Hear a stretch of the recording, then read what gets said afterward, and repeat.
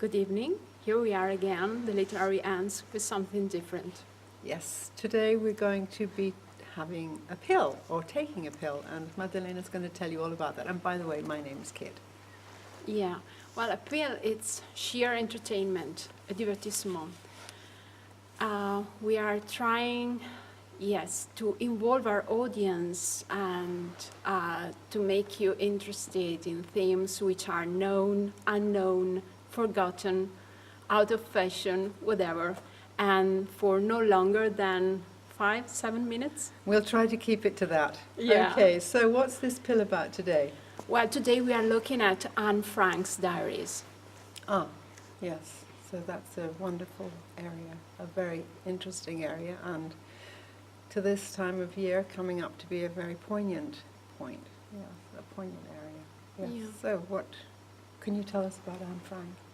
Well, nowadays, Anne Frank is the icon of the Holocaust. She's the symbol in flesh and bones of what happened to the Jewish people in Europe between 1940 and 1945. Well, she is a person, a figure everybody can identify with. In a certain way, especially young people. I Yeah. think she's very significant for young people. Older people see the tragedy of it. Younger people tend to identify with her because of the age. Yes. Where was she born? She was born in Frankfurt am Main in Germany on the 12th of June, 1929.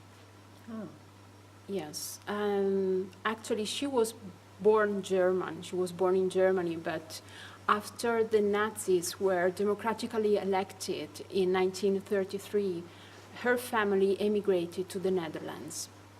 yes, because from 1933 until the time when Hitler committed suicide at the end of the Second World War, life for Jews just became progressively impossible and fatal at the end. Absolutely appalling. Yes, right. Okay. So why is she famous in particular? Well, she is famous because she wrote a diary. In 1940, when the Nazis came to the Netherlands, invaded the Netherlands, Anne and her family went into hiding. They went to a secret apartment called the Secret Annex. And yes, they remained there between July 1942 and August 1944. Eventually, they were betrayed, arrested, and sent to a concentration camp. The only survivor out of 4 family members was her father, Otto Frank.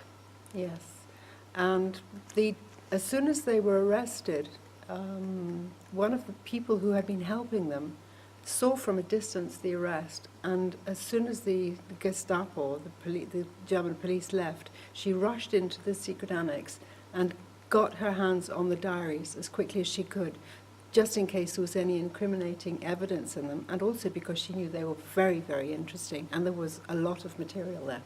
Yeah, this woman's name was Mip Gies, and she found and rescued Anne's diaries. Yeah.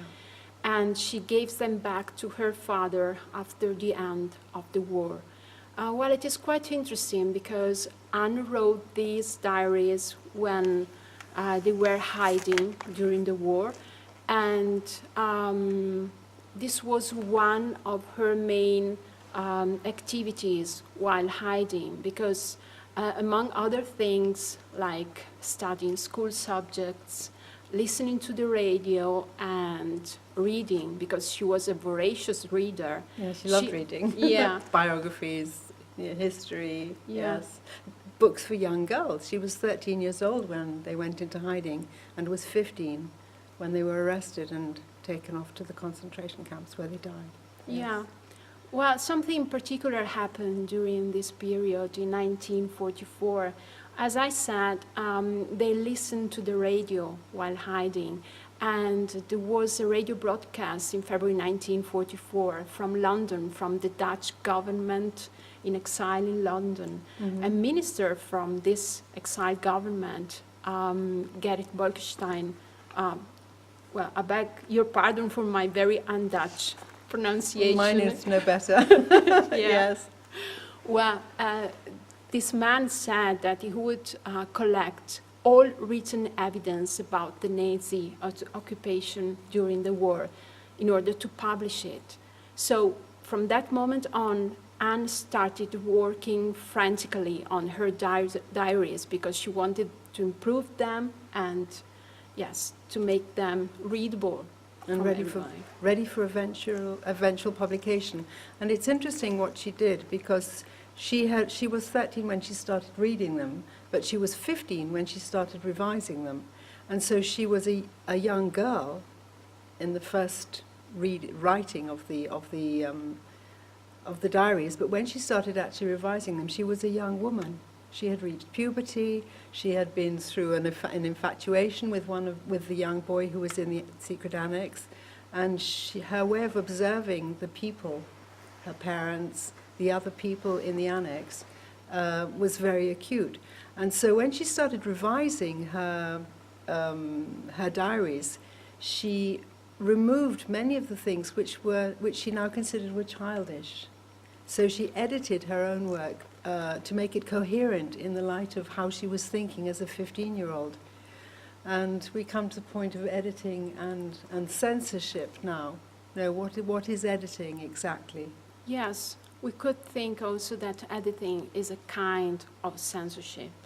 It could be, because, for example, there are things that there were 5 pages which she removed completely, which were not published until after her father died, because he didn't want them to be published either. They were very private things. And she also she removed babyish, or very young, immature things, and also information about her own body, which was changing because she was changing from a girl to being a young woman. So this was editing in a way. She was censoring what was there. And her father, when he was given the diaries after he came back from the camps, he revised them again, and he put back some of these childish things because he wanted to remember the Anne that he had known as a young girl. And in his imagination, the young girl was still alive. And so, or he wanted to keep her alive. And so the version of the diaries that was actually first published was a little bit inconsistent because it was written with 2 distinct styles, that of a young girl and that of a young woman, which is quite interesting. Yes, it is. And we are used actually to look at political censorship, which is a major theme, actually, a major issue nowadays too.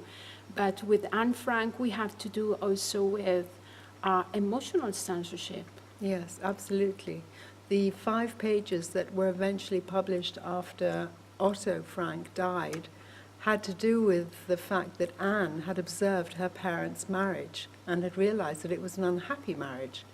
And he didn't want this information coming out. I mean, he'd been through the war, he'd been through hell, he'd lost his family, they'd been murdered, he'd lost friends.